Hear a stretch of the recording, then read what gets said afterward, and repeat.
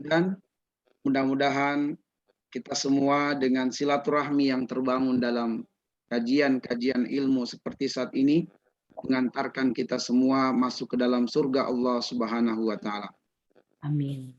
Bapak dan Ibu sekalian, muslimin dan muslimat, insya Allah pada kajian kita di awal tahun ini mengangkat tema tentang muhasabah.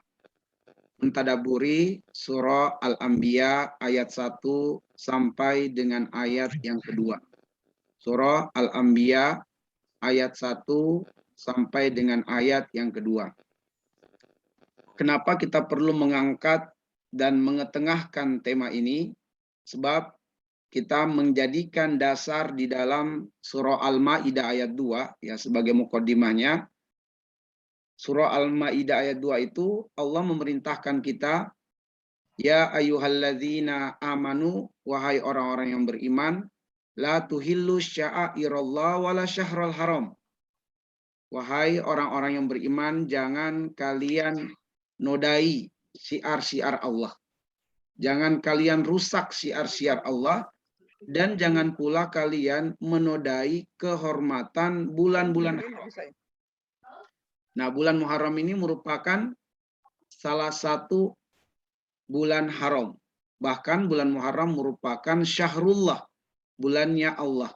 Dan karena itulah kemudian hendaklah kita yang mendapatkan nikmat kesempatan hidup di bulan haram ini, di bulan Allah ini, untuk tidak menodai bulan ini dengan dosa dan maksiat.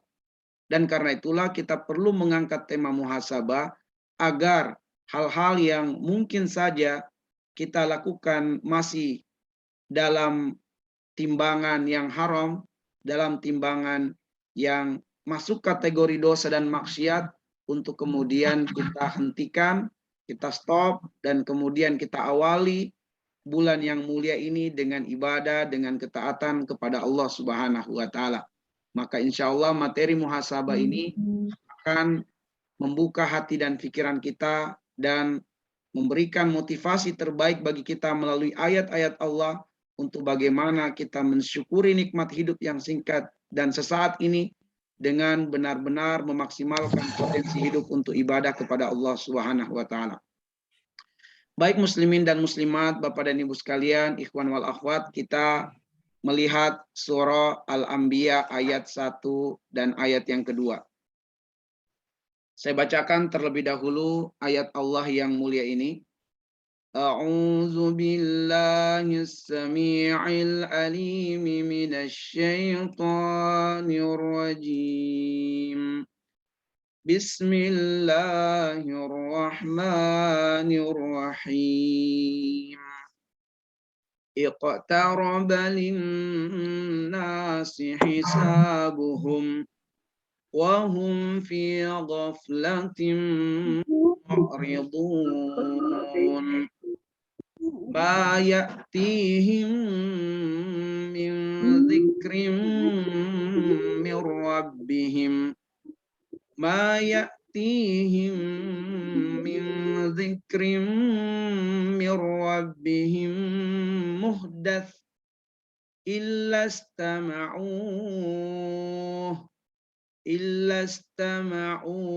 wa hum yal'abun. Allah Subhanahu wa taala berfirman yang artinya iqtaraba, telah dekat, linnasi, bagi manusia, hisabuhum, perhitungan akan amalan-amalan mereka. Kalau kita buka tafsirnya, menegaskan kepada kita semua telah dekat bagi manusia kematian. Telah dekat bagi manusia alam akhirat, yang merupakan alam di mana amal kita akan diperhitungkan oleh Allah. Jadi hisabuhum di sini menegaskan, menjelaskan bahwa kematian sangat-sangat dekat pada setiap kita. Wahum fi ghaflatin mu'ridun. Sayangnya manusia, meskipun dikabarkan oleh Allah yang maha mengetahui tentang umur-umur kita, maha mengetahui tentang waktu kematian kita, telah mengabarkan kepada kita bahwa kematian begitu dekat pada setiap diri-diri kita, tetap saja oleh sebagian manusia melakukan kelalaian, fi ghaflah, Maksudnya adalah melakukan kelalaian itu tidak mempersiapkan bekal untuk kehidupan setelah kehidupan di dunia ini. Sholatnya masih sering ditunda-tunda, bahkan tidak sholat. Ya, sedekahnya masih bakhil, masih pelit. Puasa masih sering ditinggalkan. Nah, ghaflah di situ maksudnya adalah tidak mempersiapkan bekal yang terbaik untuk kehidupan setelah kehidupan di dunia ini.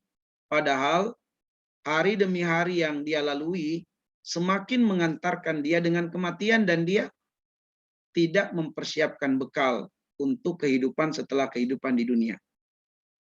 Sedangkan mu'ridun berpaling dari ketaatan kepada Allah. Sebaliknya melakukan perbuatan dosa, itulah mu'rid. Artinya adalah tidak peduli dengan akhirat.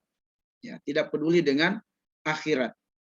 Ya, dia tidak bukan boro-boro dia melakukan kebaikan, bahkan dia berani berbuat dosa. Itulah mu'rid, ya, mu'ridun, orang-orang yang melakukan dosa, bukan hanya lalai dari kebaikan, lalai dari ketaatan, tapi dia juga berani berbuat dosa dan maksiat, mengisi harinya dengan perkara yang Allah tidak ridho. Itulah mu'ridun.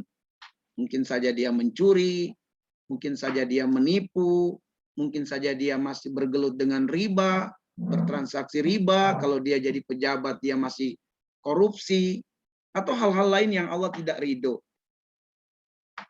Ma ya'tihim min dzikri mir rabbihim muhdatsin illastama'uhu wa hum yal'amun. Ya.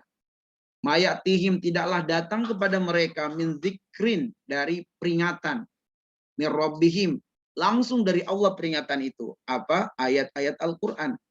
Sebab inna hadhihi tazkirah, Al-Qur'an itu adalah peringatan.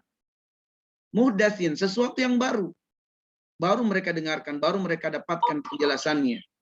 Illastama'u, melainkan mereka dengarkan ayat-ayat Allah, wahum yal'abun, tetapi hatinya tidak serius untuk mengambil pelajaran dari ayat-ayat Allah. Zohirnya dia mendengarkan ayat, tetapi hatinya mengingkari ayat. Zohirnya dia membaca ayat, tetapi pengamalannya bertentangan dengan ayat. Inilah surah Al-Anbiya ayat 1 dan 2 yang insya Allah akan kita tadaburi bersama Bapak dan Ibu sekalian. Karena itu saya mengajak diri saya dan Bapak Ibu sekalian, ayo buka hati kita, buka pendengaran kita, buka penglihatan kita. Karena ini adalah ayat Allah Subhanahu wa Ta'ala yang akan mendidik kita, yang akan memuhasabah diri kita. Dan ayat-ayat Allah itu bukan sekedar dibaca, tapi ayat-ayat Allah untuk ditadaburi dan diambil pelajaran darinya. Sebagaimana firman-Nya di dalam surat Shad. Surat Shad, surat yang ke-38, di ayat yang ke-29, Allah mengatakan, Kitabun anzalnahu ilaika mubarakun liyadabbaru ayatihi waliyatadzakkara ulul albab. Kitab Al-Quran yang telah kami turunkan kepadamu penuh dengan keberkahan, tujuannya agar supaya manusia mentadabburi ayat-ayat Allah, memikirkan ayat-ayat Allah, merenungi ayat-ayat Allah. Waliyatadzakkara ulul albab, dan agar mereka yang hatinya bersih, yang hatinya terbuka, mengambil pelajaran dari Al-Quran, mengimplementasikan, mengamalkan ayat-ayat Allah dalam kehidupannya. Inilah yang akan kita lakukan. Kita tadaburi ayat ini, kita renungi, kita pikirkan, dan kemudian kita ambil pelajaran, kita implementasikan, kita terapkan dalam kehidupan kita. Baik, muslimin dan muslimat, Bapak dan Ibu sekalian, untuk menyederhanakan dan memudahkan kita di dalam mengambil pelajaran, maka kita petakan. Kita petakan dua ayat tersebut dengan 3 pelajaran penting. 3 pelajaran penting itu, yang pertama adalah kita ambil dari ayat yang pertama itu, pelajaran tentang kematian yang terus mendekat. Karena Allah mengatakan iqtaroba. Iqtaroba ini sesuatu yang dituju. Dan kata para ulama, sesuatu yang dituju itu tidak akan pernah dikatakan jauh. Sebab setiap langkah kita semakin mendekatkan kita kepada apa yang dituju. Ya. Kemudian pada ayat yang kedua, kita akan ungkap tentang 3 model interaksi manusia dengan Al-Quran. Lalu, pada pelajaran yang ketiga adalah menghubungkan antara ayat pertama dan ayat yang kedua. Apa hubungan? Di ayat pertama berbicara tentang kematian yang dekat, dan di ayat yang kedua berbicara tentang interaksi dengan Al-Quran. Apa hubungan antara kematian dengan Al-Quran? Inilah 3 pelajaran penting yang insya Allah akan kita ungkap biiznillah. Mari kita melangkah pada pelajaran yang pertama. Kematian yang terus mendekat. Karena Allah berfirman, iqtaraba linnasi hisabuhum. Sungguh telah dekat bagi manusia perhitungan amalnya. Telah dekat bagi manusia kematiannya. Untuk menggambarkan betapa dekatnya kematian itu pada diri kita, saya tampilkan beberapa ayat yang perlu kita renungi, tetapi saya hanya tuliskan, ya, bukan lafaz ayatnya yang saya tuliskan, tapi nama surat dan nomor ayatnya, untuk kemudian mengingatkan kita bagaimana ayat menggambarkan begitu dekatnya kematian pada setiap diri kita. Akan saya uraikan dan saya jelaskan bismillah. Pertama, Bapak Ibu sekalian, muslimin dan muslimat, setiap jiwa berarti adalah setiap diri-diri kita. Karena jiwa itu oleh para mufasir dijelaskan menyatu antara ruh dan jasad, itulah jiwa. Maka selagi ruh dan jasad menyatu, tersebutlah, terdefinisilah sebagai jiwa. Kalau berpisah, maka ruh tersendiri, jasad tersendiri. Setiap jiwa, setiap yang merasakan nikmat hidup, setiap yang mendapatkan kesempatan hidup, pasti akan terikat dengan 3 hal ini. Dia akan berada pada satu waktu, ya, dia akan berada pada suatu waktu, dia akan berada pada sebuah situasi dan kondisi, dan pasti dia berpijak pada satu tempat. Nah, setiap jiwa atau setiap yang hidup itu pasti terikat dengan 3 hal ini, 3 dimensi ini: waktu, sikon, dan juga tempat. Kalau kita berbicara waktu, ya, kalau kita berbicara waktu, maka waktu itu ada waktu yang kita hidup di dalamnya. Ada waktu yang kita hidup di dalamnya. Waktu yang kita hidup di dalamnya, kita kenal hari Senin, hari Selasa, Rabu, Kamis, Jumat, Sabtu, Ahad. Itu adalah waktu yang kita hidup di dalamnya. Ada pagi, ada siang, ada sore, ada malam. Ada jam 1, jam 2, jam 3, jam 4, dan seterusnya. Itu adalah waktu yang kita hidup di dalamnya. Ada juga waktu yang membangun usia kita. Ada waktu yang membangun usia kita. Waktu yang membangun usia kita mengelompokkan kita menjadi kelompok, ada yang disebut dengan kelompok balita, kelompok anak-anak, kelompok remaja, pemuda, orang tua, dewasa, bahkan ada kelompok pranatal. Itu adalah waktu yang membangun usia kita. Nah, kalau kemudian kita berbicara tentang waktu, dan waktu dikaitkan dengan kematian, maka Allah menegaskan di dalam surat Al-A'raf ayat 34, "Fa'iza ja'a ajaluhum la yastakhiruna sa'atan wa la yastaqdimun." Kematian, kalau sudah tiba waktunya, maka kematian itu tidak akan dimundurkan walau sesaat dan tidak akan dimajukan walau sesaat. Dengan kata lain, kematian akan datang tepat pada waktunya. Dan kematian tidak terhalangi dengan waktu yang manusia berada di dalamnya, ataukah waktu yang membangun usia manusia. Kematian tidak terhalangi dengan itu. Dengan kata lain pula, kematian bisa mendatangi setiap kita di waktu pagi, bisa mendatangi kita di waktu siangnya, di waktu sore, atau di waktu malam.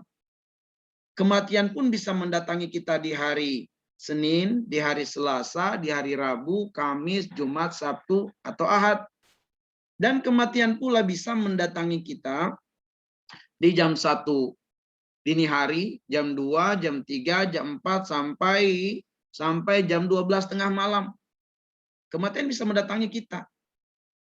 Dan kematian pula bisa datang pada kelompok usia apapun.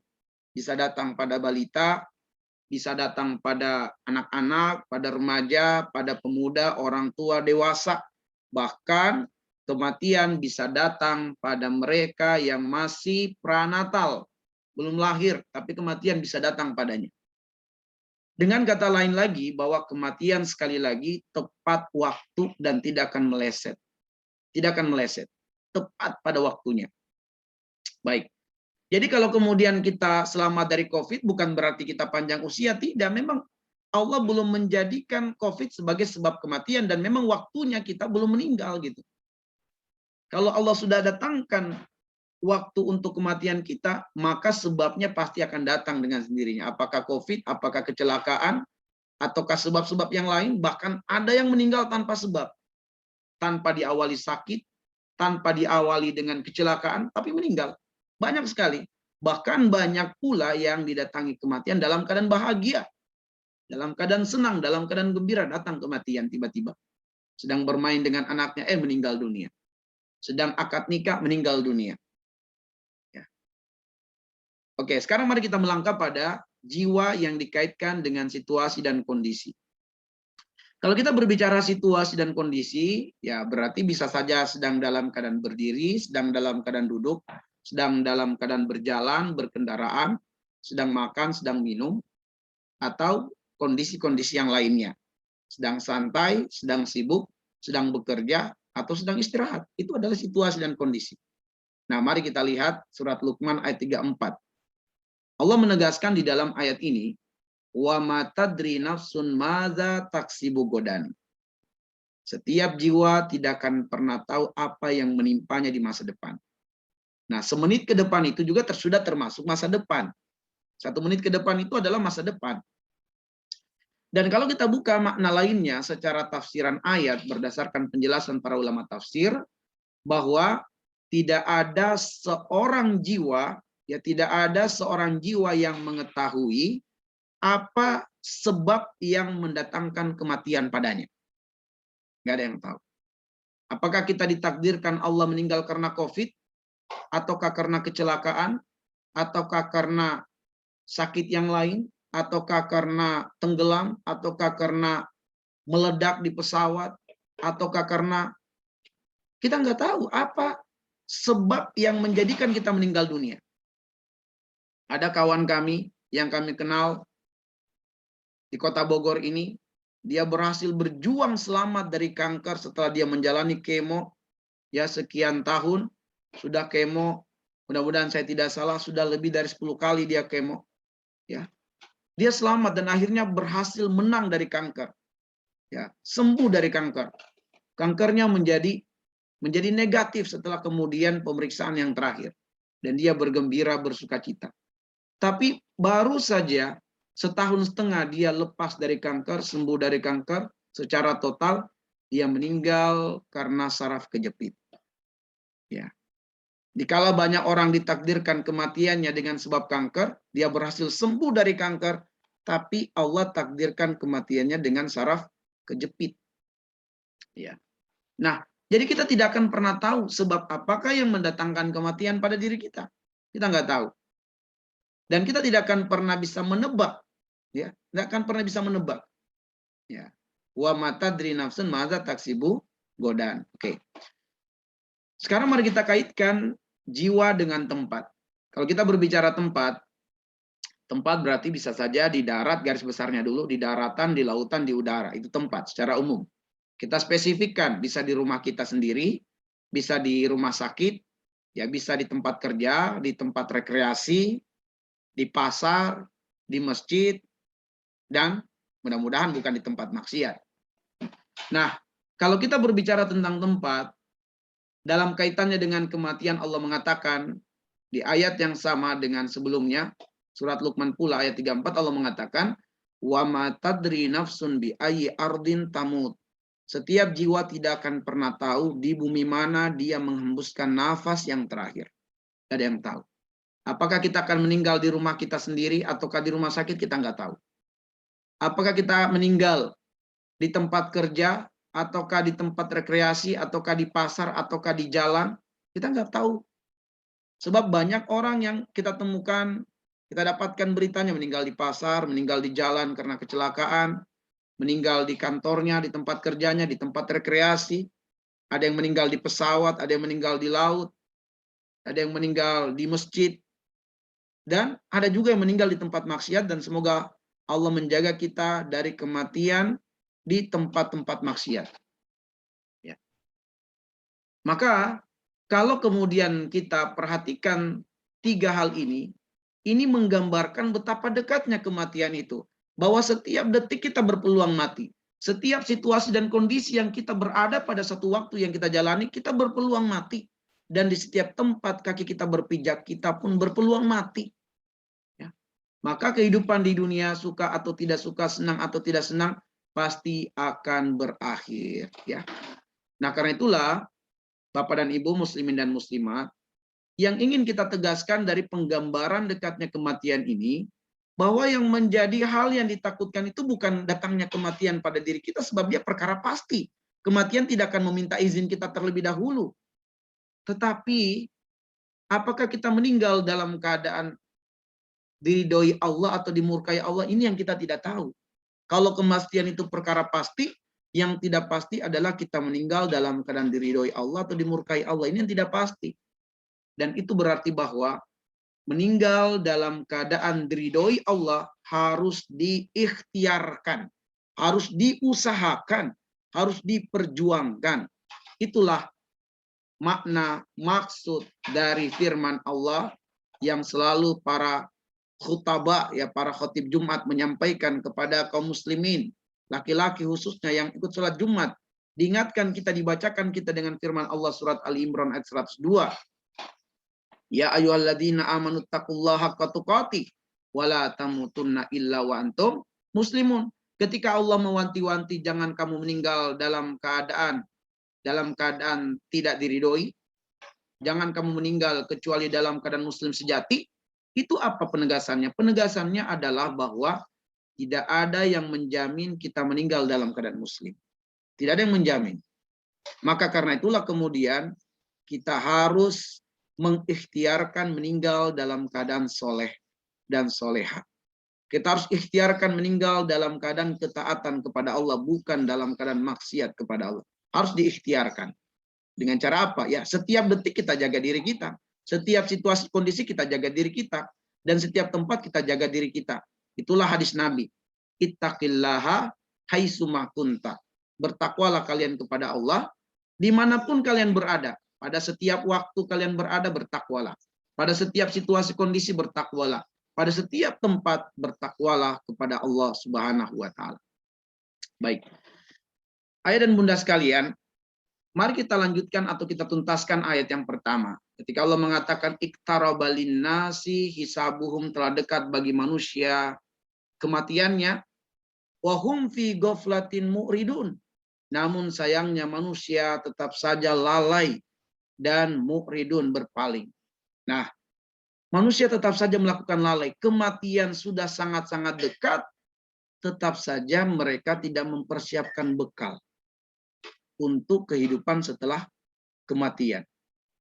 Sudah kematian begitu sangat dekat, tetap saja mereka bermaksiat kepada Allah Subhanahu wa Ta'ala. Ya. Inilah yang perlu kita sedihkan dan kita sayangkan. Jadi sebenarnya ketika kita melihat orang-orang yang bermaksiat kepada Allah itu, sebelum kita hadirkan kebencian terhadap kemaksiatan yang dia lakukan, hadirkan terlebih dahulu kesedihan terhadap individunya. Kalau kebencian itu pada perbuatannya, tapi pada individunya, pada zatnya dia, sebagai manusia, apalagi dia sebagai muslim, hadirkan kesedihan. Ya Allah, orang ini tidak tahu kapan kematian datang padanya. Boleh jadi dia semenit ke depan didatangi kematian. Sedangkan dia saat ini zohirnya kita lihat melakukan kedurhakaan, kemaksiatan. Kita harus benci dengan perbuatan dosa dan maksiat, dan kita harus sedih dengan orang tersebut. Supaya kesedihan itu menggerakkan kita untuk mau mengajaknya pada kebaikan dan pada ketaatan. Nah, baik, kita lanjutkan. Tadi sudah saya sampaikan, ghaflah itu artinya tidak mempersiapkan bekal untuk akhirat. Sedangkan mu'rid artinya berani berbuat dosa dan maksiat. Nah, kematian begitu dekat, tapi kebanyakannya manusia melakukan kelalaian dan bahkan kebanyakan manusia berani berbuat maksiat kepada Allah Subhanahu wa taala. Oke. Nah, apa sih penyebab manusia melakukan kelalaian? Apa sih penyebab manusia berani berbuat dosa dan maksiat?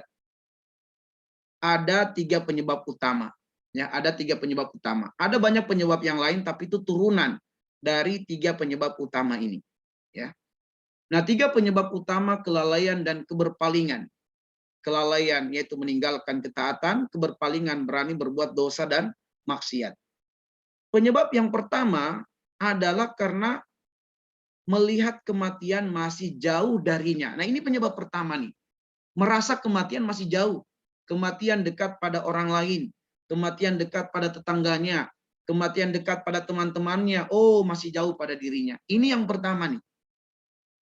Ya, maka Allah katakan di dalam surat Al-Ma'arij ayat yang ke-6 sebagai penyebab utamanya. Allah katakan, innahum yarawnahu ba'ida wa narahu qariba, kata Allah. Mereka melihat kematiannya masih jauh, sedangkan kami, kata Allah, melihat kematiannya begitu dekat. Nah, ini cara pandang dia melihat kematian yang salah dan keliru. Dia menganggap kematian masih jauh, dia tertipu dengan usianya yang masih muda. Dia tertipu dengan fisiknya yang masih sehat. Ya, dia tertipu dengan aktivitasnya yang padat. Dia tertipu dengan prestasinya. Dia tertipu dengan komunitasnya dan berbagai hal lainnya, sehingga dia merasa kematian masih sangat jauh pada dirinya. Ya. Dekat pada orang lain. Oh, saya masih sehat, saya masih muda, saya masih, wah, dia merasa masih survive dalam banyak hal. Nah, dia tertipu, dia salah, dia keliru. Dia menyangka kematian dekat pada orang sakit. Dia menyangka kematian dekat pada orang tua. Padahal begitu banyak kasus balita meninggal dunia. Begitu banyak kasus pranatal meninggal dunia. Ya, begitu banyak kasus para pemuda meninggal dunia. Dia tertipu oleh fisiknya dan juga usianya. Baik. Penyebab yang kedua adalah kecintaan berlebihan terhadap dunia. Karena itu disebutkan oleh Allah dalam Al-Qiyamah ayat 20-21. Allah katakan, kallabal tuhibbunal ajila wa tazarunal akhirah. Sekali-kali tidaklah demikian. Penyebab utama kalian melalaikan akhirat adalah karena kecintaanmu kepada dunia. Ya. Kenapa kemudian para pedagang melakukan kecurangan dalam takaran, dalam timbangan, menipu konsumennya, pembelinya? Karena kecintaan kepada keuntungan yang besar. Kenapa para pejabat, penguasa mereka melakukan korupsi? Ya karena kecintaan kepada harta. Ya. Kecintaan kepada dunia ini menyebabkan mengantarkan manusia akan tidak mempersiapkan bekal untuk akhirat, bahkan berani berbuat dosa dan maksiat. Rasul sudah menyebutkan hal itu. Ya'ti 'alan nasi zamanun ma yubali ar-rajulu min aina asabal mal minal halali wal haram. Akan datang satu zaman di mana manusia dalam upaya mencari rezeki karena cintanya kepada harta, dia tidak peduli bagaimana cara mendapatkannya. Apakah dengan cara yang halal atau haram itu sudah tidak lagi menjadi pertimbangan dia. Ya, pertimbangan dia itu bukan lagi halal atau haram. Pertimbangan dia bagaimana cara dia dapatkan harta itu. Maka dia mau menipu, dia mau korupsi, dia mau riba, tak peduli lagi caranya. Yang penting dia dapatkan apa yang dia inginkan. Itu karena kecintaan terhadap harta. Allah pun sebutkan dalam surat Al-Adiyat yang sudah kita hafal bersama insya Allah. Ya.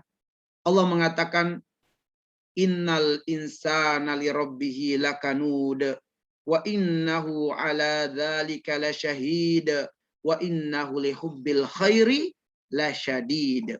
Ya. Kenapa manusia tidak pandai berterima kasih kepada Allah? Bahkan manusia berani berbuat dosa di hadapan Allah disebabkan kecintaannya kepada harta yang berlebih-lebihan. Ya. Kecintaannya kepada dunia yang berlebih-lebihan. Dan di dalam Al-Quran, kalau orang itu sudah terlampau berlebihan cinta terhadap dunia, maksudnya cinta terhadap dunia ini adalah perhiasan dunia, harta, aksesoris dunia, maka tidak ada yang bisa menghentikan kecintaannya kecuali kematian. Nggak ada yang bisa menghentikan kecintaannya terhadap harta itu kecuali kematian. Hanya kematian. Jadi para pendosa-pendosa itu, para koruptor, tidak ada yang bisa menghentikan kejahatannya kecuali kematian. Hanya kematian yang bisa menghentikan kejahatannya. Oke, baik. Lalu kemudian yang ketiga adalah penyebab kelalaian itu dan maksiat itu adalah mengkonsumsi makanan yang haram. Ya, jadi jangan kita nggak remeh nih mengkonsumsi makanan. Itulah rahasia mengapa di dalam surat Abasa ayat 24 Allah mengatakan, "Falyanzuril insanu ila ta'ami." Hendaklah setiap orang memperhatikan apa yang dia konsumsi. Kenapa kita harus memperhatikan apa yang kita konsumsi? Ternyata ini sangat erat kaitannya dengan pengaruh tipu daya setan. Makanya di dalam Al-Quran itu ada 4 ayat yang redaksi ayat atau lafaz ayat itu la tattabi'u khutuwatis syaitan. Jangan engkau ikuti langkah-langkah setan. Cuma 4 ayat. Al-Baqarah 168, Al-Baqarah 208, Al-An'am 142, dan An-Nur ayat 21. 4 ayat ini yang berbicara tentang jangan engkau ikuti langkah-langkah setan. Dari keempat hal ini, ya, ayat 168 berbicara tentang apa yang dikonsumsi. Al-Baqarah 208 berbicara tentang syubhat. Lalu Al-An'am 142 berbicara tentang apa yang dikonsumsi. An-Nur ayat 21 berbicara tentang syahwat. Para ulama lebih menyederhanakan lagi bahwa inti serangan setan, inti perangkap-perangkap setan hanya 2, syubhat dan syahwat. Tetapi dari semua perangkap setan yang masuk kategori syubhat dan syahwat itu lebih banyak jerat-jeratnya dalam bentuk apa yang dikonsumsi. Makanya lebih spesifik Allah menyebutkan apa yang dikonsumsi. Ini spesifik, sedangkan syubhat dan syahwat ini umum. Syubhat dan syahwat ini umum. Yang spesifik, yang khusus ini apa yang dikonsumsi. Disebutkan 2 untuk supaya kita perhatikan nih apa yang dikonsumsi, wala tattabi'u khutuwatis syaitan, supaya kemudian kita menyadari bahwa perangkap setan yang lebih banyak itu pada apa-apa yang kita konsumsi. Ya, Allah cuma meminta kita konsumsi 2 hal saja. Ya ayuhan nas kulu mimma fil ardi halalan thayyiban. Maka berarti perangkap setan menginginkan agar yang masuk ke dalam tubuh kita sesuatu yang haram atau sesuatu yang tidak thayyib, ya, tidak thayyib. Itu yang diinginkan oleh setan. Dan kalau kita lihat surat Al-Mu'minun ayat 51, ini sangat memberikan pengaruh terhadap amal soleh. Jadi apa yang kita konsumsi itu memberikan pengaruh terhadap amal soleh. Allah mengatakan, ya ayuhar rusul, kulu minat toyibati wa'malu solihan. Jadi Allah berfirman kepada para nabi, para rasul, wahai para rasul, makanlah oleh kalian yang halal lagi baik dan beramal solehlah kalian. Nah, para ulama tafsir mengatakan, Allah Subhanahu wa taala sebelum menyuruh para nabi melakukan amal soleh, terlebih dahulu Allah memerintahkan para nabi mengkonsumsi makanan yang halal dan thayyib. Kenapa? Para ulama tafsir mengatakan sebab ini memberikan isyarat penting kepada kita bahwa apa yang kita konsumsi memberikan pengaruh terhadap amal soleh. Apabila dia mengkonsumsi makanan-makanan yang haram atau yang tidak thayyib, maka dia akan menjadi lemah beribadah kepada Allah. Pasti berat dia beribadah kepada Allah, berat sekali. Ya. Kalaupun dia berjuang berusaha untuk tetap beribadah, maka ibadahnya ditolak, tidak diterima oleh Allah Subhanahu wa taala. Enggak diterima. Makanan yang dikonsumsi tadi apabila masuk ke dalam tubuhnya, ya makanan yang haram masuk ke dalam tubuhnya, maka fisiknya, jasadnya ini halal api neraka. Karena Nabi mengatakan, ya, Nabi mengatakan, Allahmu nabata min sukhtin fannaru aulabihi. Daging yang tumbuh dari makanan yang haram, api neraka halal untuknya. Apabila dia bersedekah dari sumber-sumber yang haram, dari korupsi, dari hasil tipuan, dari hasil riba, dia sedekah. Dia nafkahi istri anak, dia sedekah kepada orang di sekitarnya, dia santuni yatim dan duafa, tidak mendapatkan pahala. Apa faedahnya coba? Apa manfaatnya coba? Ya, seseorang mencari rezeki dengan jalan yang haram.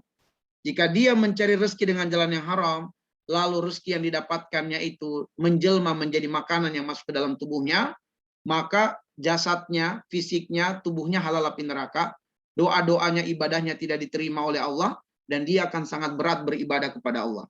Kalau tidak menjadi makanan, tetapi dia nafkahi, dia sedekahkan kepada orang lain, tidak mendapatkan pahala. Apa coba untungnya? Karena itulah, Bapak Ibu sekalian, muslimin dan muslimat, berjuanglah dan bersabarlah mencari rezeki dengan jalan yang halal. Ya, orientasi kita bukan sekedar untung dan banyak rezeki, tapi halal dan berkah. Itu orientasinya. Sehingga prosesnya harus kita perhatikan. Oke, inilah 3 penyebab utama kelalaian dan keberpalingan. Baik. Nah, sekarang mari kita lihat pelajaran yang kedua. Ya, pelajaran yang kedua yaitu tentang interaksi manusia dengan Al-Quran. Allah mengatakan, "Ma yatihi min dzikri min rabbihim muhdatsin illa istama'uhu wa hum yal'abun." Ya, tidaklah datang kepada mereka peringatan yaitu Al-Quran dari Rabb mereka, sesuatu yang baru yang mereka dapatkan, yang mereka dengarkan. Illa istama'uhu, mereka dengar tetapi hatinya lalai.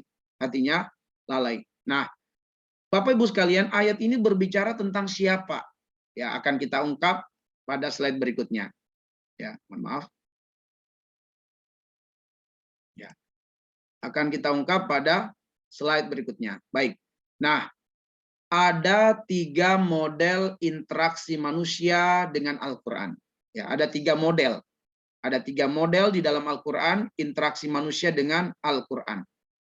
Dan 3 model ini, ya, 3 model ini sebenarnya terdapat di awal surat Al-Baqarah tentang 3 model ini. Tapi kita tidak akan urai. Ya, tidak akan kita kaji mendalam di situ. Hanya saja saya ingin sebutkan bahwa dasar 3 model interaksi manusia dengan Al-Quran ini, dasarnya adalah surat Al-Baqarah ayat 1 sampai ayat yang ke-20. Ayat 1 sampai dengan ayat yang ke-5 berbicara tentang orang-orang yang beriman. Ayat 6 dan ayat yang ke-7 berbicara tentang orang kafir. Lalu ayat yang ke-8 sampai ayat yang ke-20 menyinggung, berbicara tentang orang-orang munafik. Nah, sehingga saya tuliskan di sini 3 model interaksi manusia dengan Al-Quran. Model yang pertama adalah interaksi orang yang beriman terhadap Al-Quran. Bagaimana orang yang beriman terhadap Al-Quran? Bagaimana interaksinya? Dapat kita lihat di surat Al-Baqarah ayat 121. Ya. Allah mengatakan, "Alladzina atainahumul kitaba yatslunahu haqqa tilawatihi ulaika yu'minuna bihi." Itu kata Allah di dalam surat Al-Baqarah 121. Ya. Yaitu orang-orang yang apabila datang kepadanya Al-Quran, dibacakan kepadanya Al-Quran, diperdengarkan kepadanya Al-Quran, yatslunahu haqqa tilawatih, mereka bertilawah dengan sebenar-benarnya, dengan sebaik-baiknya. Ya. Jadi ketika Al-Quran dibacakan, diperdengarkan, dijelaskan, yatslunahu haqqa tilawati, mereka bersungguh-sungguh dengan Al-Quran, bertilawah dengan Al-Quran. Ulaika yu'minuna bihi, itulah orang yang beriman dengan Al-Quran. Nanti kita buka tafsir, apa makna tilawah di dalam ayat ini. Ternyata tafsirnya disebutkan oleh Imam As-Sa'di rahimahullah ta'ala, ada 5 makna tilawah ya di dalam Al-Baqarah 121. Makna pertama, membaca Al-Quran secara baik dan benar. Berarti kita harus belajar bagaimana cara membaca Al-Quran dengan baik dan benar. Yang kedua, mengetahui arti, makna, maksud dari Al-Quran. Itulah tujuan kenapa ada Al-Quran terjemahan, supaya kita juga meluangkan waktu baca Quran dengan terjemahannya. Buatlah program untuk itu. Program baca Quran dengan terjemahan. Walau hanya selembar per hari, tapi rutin kita baca dari Al-Fatihah, terus sampai An-Nas ulang lagi, terus dibaca terjemahannya. Oke. Yang ketiga adalah mengamalkan Al-Quran. Setelah kita tahu artinya, implementasikan. Yang keempat, berusaha menghafalkan ayat-ayat Al-Quran. Dan yang terakhir, mengajarkan dan mendakwahkan Al-Quran. Itulah makna tilawah. Ya. Maka orang yang beriman itu mengimani Al-Quran secara lahir dan batin. Ya, inilah orang yang beriman. Sekarang kita lihat bagaimana interaksi orang kafir terhadap Al-Quran. Nah, orang kafir terhadap Al-Quran itu, dia akan mengambil sikap berpaling dan mengingkari Al-Quran secara lahir dan batin. Ini orang kafir. Ya, di dalam surat Yasin ayat 46, ya wa ma ta'tihim min ayatin min ayati rabbihim illa kanu anha mu'ridin, ya. Tidaklah ayat-ayat Allah datang kepada mereka, melainkan mereka akan mengambil sikap berpaling dari Al-Quran, menolak Al-Quran dan mengingkari Al-Quran dengan seingkar-ingkarnya. Itu orang kafir. Makanya orang kafir itu sawaun alaihim a'anzartahum am lam tunzirhum la yu'minun. Sama saja bagi mereka, kamu beri peringatan atau tidak, mereka tetap tidak mau beriman. Itu orang kafir. Nah, bagaimana dengan orang munafik? Nah, orang munafik ini, ya, orang munafik ini adalah orang yang secara lahirianya dekat dengan Al-Quran. Secara lahirianya dekat dengan Al-Quran. Dia baca Quran, dia mendengarkan Al-Quran, bahkan ikut kajian Al-Quran. Tetapi hatinya berpaling dan mengingkari Al-Quran. Hatinya tidak merasa butuh dengan Al-Quran. Ya, hatinya tidak merasa butuh dengan Al-Quran.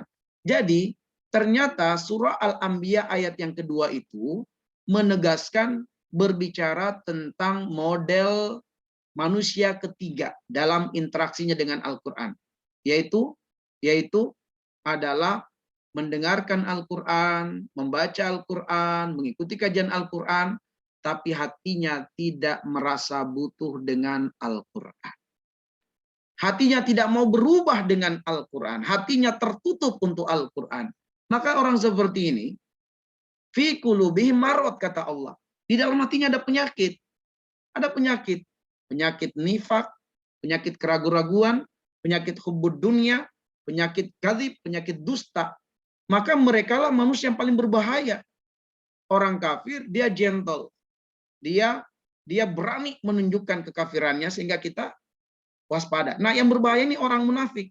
Sebab dia kan hidup di tengah-tengah umat Islam. Ternyata dialah yang merusak Islam dari dalam. Dia yang mengajak dan mempengaruhi umat Islam lainnya untuk kemudian melalaikan Al-Quran. Nah, karena itulah kemudian Nabi SAW mengadu kepada Allah Subhanahu wa taala. Nabi mengadu kepada Allah Subhanahu wa taala, ya. Di dalam surat Al-Furqan ayat 30, pengaduan Nabi kepada Allah. Mohon maaf, ini saya belum ganti ayatnya, ya, salah ayatnya ini. Nah, pengaduan Nabi kepada Allah Subhanahu wa taala di dalam surat Al-Furqan 30, wa qala Rasul, ya Rabbi inna qaumi takhadhu hadzal Qur'ana mahjura. Nabi mengadu kepada Allah, ya Tuhanku, sungguh umatku, di antara umatku ada yang mengikuti perangai orang kafir. Mohon maaf, ada yang mengikuti perangai orang munafik, sehingga mereka menjadikan Al-Quran mahjura, ditinggalkan.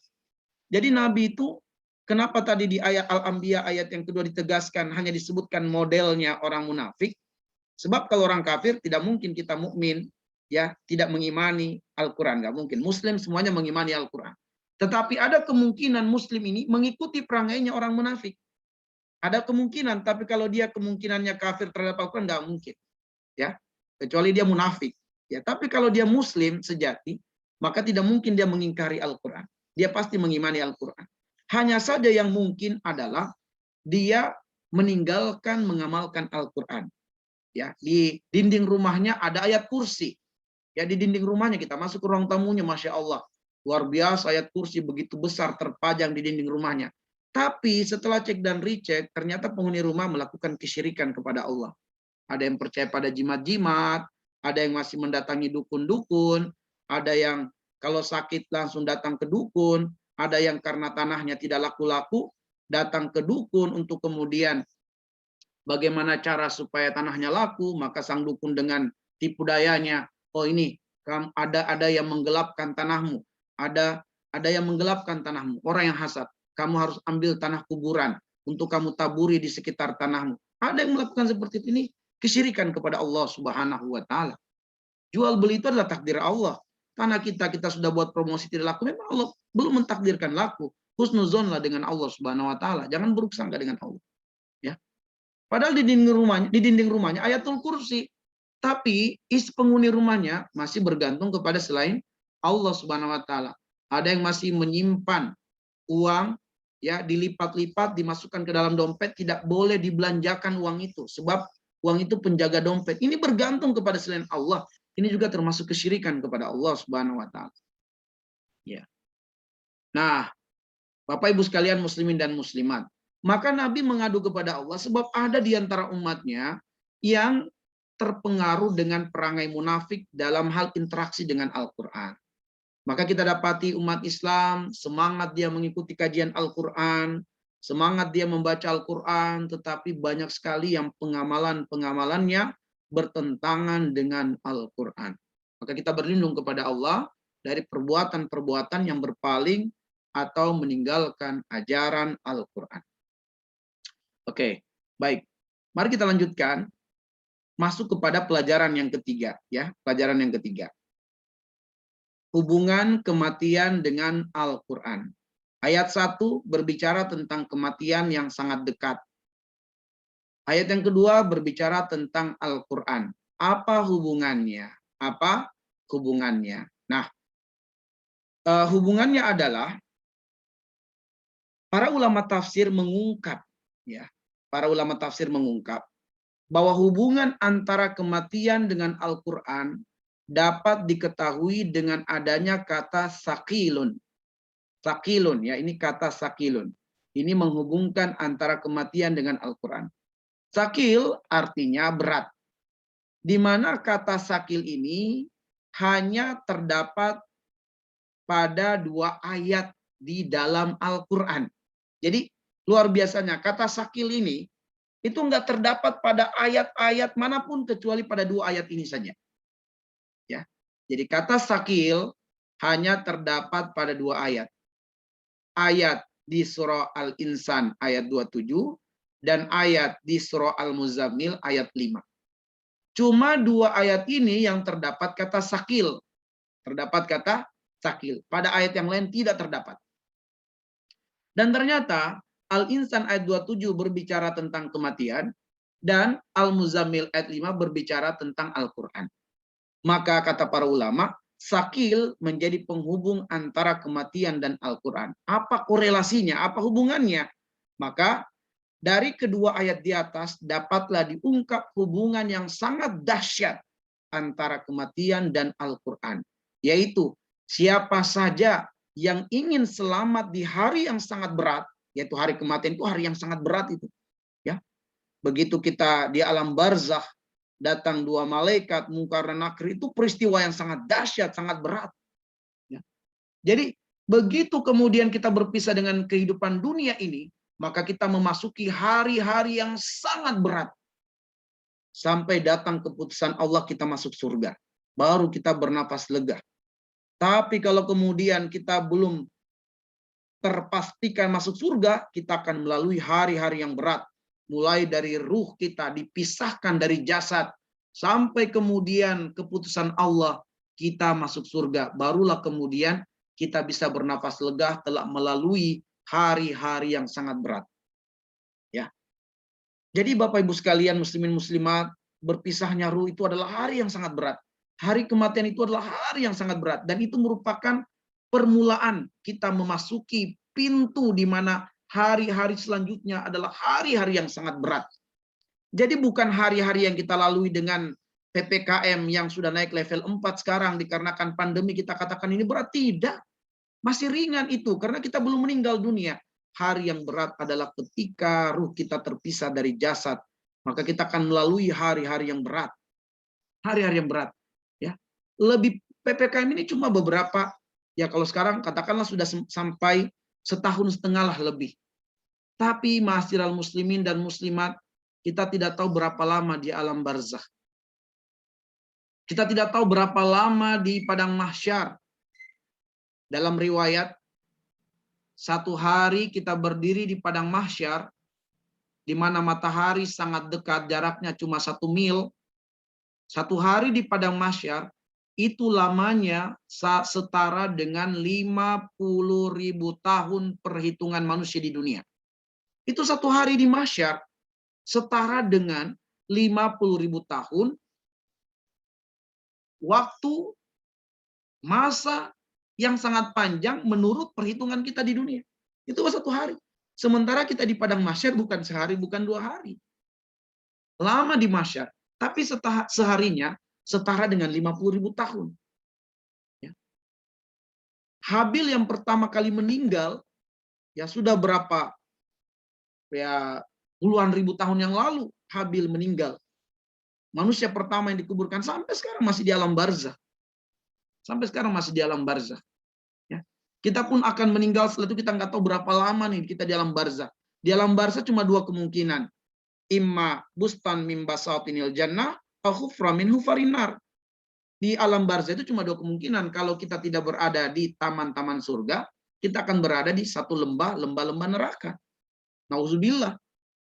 Ya, maka itu hari yang sangat berat. Maka siapa saja yang ingin selamat di hari yang sangat berat, yaitu hari setelah kematian, wajib baginya berpegang teguh dengan perkataan yang sangat berat, yaitu Al-Quran. Ya. Jadi siapa yang pengen selamat di hari yang sangat berat, haruslah dia berpegang teguh dengan perkataan yang sangat berat, yaitu Al-Quran. Maka itulah kenapa Allah jadikan Al-Quran hudal linnas, pedoman hidup kita. Jangan sampai kita jauh dari Al-Quran. Karena Al-Quranlah yang membuat kita mampu melalui hari-hari yang berat itu dengan mudah, dengan ringan, dan dengan selamat. Nah, sebagai penutup dan sebagai kesimpulan, Bapak Ibu sekalian, muslimin dan muslimat, inilah yang kami maksudkan dengan muhasabah. Inilah yang kami inginkan dengan muhasabah. Mulailah hijrah sekarang. Jangan nanti, jangan besok. Hari ini juga, karena kita tidak tahu apakah kita meninggal hari ini. Apakah kita masih berjumpa dengan hari esok atau tidak, kita nggak tahu. Maka jangan tunda kebaikan, jangan tunda tobat. Mulai hari ini kita hijrah. Hijrah itu adalah meninggalkan apa yang Allah tidak ridho. Beralih kepada apa yang Allah ridho. Kalau kita kemarin, mohon maaf, masih suka menonton film-film porno, tinggalkan sekarang. Hijrah sekarang. Kalau kemarin kita masih berdusta, sekarang harus jujur. Kalau kemarin kita sebagai pedagang masih curang dalam takaran, dalam timbangan, sekarang kita harus adil dalam takaran, dalam timbangan. Kalau kemarin kita pejabat masih korupsi, tinggalkan sekarang. Hijrahlah sekarang. Hijrahlah sekarang. Sebab setelah hidup di dunia, ada hari yang sangat panjang. Dan hari itu sangat berat. Sangat berat sekali. Harapkan ridho Allah hidup di dunia ini. Jangan ridho manusia. Sebab kata para ulama, ridho nasi goyatun la tudrak. Ridho manusia adalah tujuan yang tidak mungkin bisa dicapai. Yang bisa kita capai itu ridho Allah, bukan ridho manusia. Maka harapkanlah ridho Allah. Kalau kita, para muslimah, dengan mengenakan jilbab, dicela, diganggu oleh manusia, biarkanlah. Sebab kita mengenakan jilbab untuk ridho Allah, bukan ridho manusia. Kalau kita sholat 5 waktu, di rumah Allah, dicela oleh manusia, biarlah, sebab kita mencari ridho Allah, bukan ridho manusia. Ridho nasi goyatun la tudrak. Ridho manusia, tujuan yang tidak mampu dicapai. Kita akan stres, kita akan tersiksa hidup kita. Kalau kita pengen menjalani hidup untuk mendapatkan pujian manusia, kita akan stres. Tapi, carilah ridho Allah dalam menjalani hidup ini. Sabarkan diri menuntut ilmu. Sebab Islam jalan keselamatan. Namun dengan ilmu manusia tertuntun. Maka kita harus bersabar menuntut ilmu. Sabar kita dalam belajar. Sabar dalam mengamalkan ilmu. Lalu kemudian bertobat dari dosa dan maksiat. Ya, tinggalkan dosa, tinggalkan maksiat. Karena selagi ruh diizinkan Allah bersemayam di dalam jasad kita, selagi ruh belum sampai di tenggorokan, maka pintu tobat masih terbuka, maka jangan tunda tobatnya. Jangan tunda. Jangan tunda. Sebab kita khawatir, belum sempat kita berbuat baik, kematian datang menyapa dalam keadaan belum bertobat. Amalkan yang wajib dan sunnah. Ya, kalau terasa berat kita melakukan amalan-amalan yang wajib dan sunnah, coba periksa makanan-makanan yang kita konsumsi. Khawatir di sana ada unsur-unsur yang haram. Khawatir di sana ada makanan yang tidak thayyib yang kita konsumsi. Dan kemudian bertekadlah untuk hidup bermanfaat bagi manusia lainnya. Sebab hidup di dunia ini sangat singkat sekali. Maka syukurilah nikmat bersama dengan tetangga, bersama dengan teman, bersama dengan keluarga. Jangan sampai kita pelihara kebencian. Jangan sampai kita pelihara dendam dengan orang lain. Ada masanya kita berpisah dengan orang itu. Entah kita mendahului dia atau dia mendahului kita. Maka syukurilah nikmat bertetangga. Syukurilah nikmat bermuamalah dengan orang lain. Sebagai pedagang, kau jangan curangi konsumen Anda. Jangan curangi. Tapi hiduplah bermanfaat bagi mereka. Jadilah pedagang yang dicintai dan disenangi oleh para pembelanjanya, para konsumennya. Jadilah Anda sebagai pembeli yang disenangi dan dicintai oleh para pedagang, oleh para penjual. Ya, jadilah kita sebagai staf yang dicintai, disenangi oleh majikan, oleh bos, dan jadilah kita majikan atau bos yang disenangi oleh pembantu di rumah kita, oleh para staf kita, oleh karyawan kita. Jadilah orang yang hidupnya bermanfaat. Sangat disayangkan umur kita yang pendek di dunia, tapi harus berakhir dengan dendam dan kebencian yang tersimpan di hati. Jangan. Ya. Nabi mengatakan, khairukum man anfaqum linnas. Manusia yang terbaik adalah yang paling banyak memberi manfaat bagi manusia lainnya. Bapak dan Ibu sekalian, demikianlah yang bisa kami sampaikan pada kesempatan yang sangat berbahagia ini. Lebih dan kurangnya mohon dimaafkan. Nas'alullah ayyaja'alana minalladzina yastami'una al-qawl. Subhanakallahumma bihamdik asyhadu an la ilaha illa anta astaghfiruka wa atubu ilaik. Selanjutnya kami kembalikan kepada Bapak dan Ibu sekalian muslimin dan muslimat. Jika ada hal-hal yang ingin didiskusikan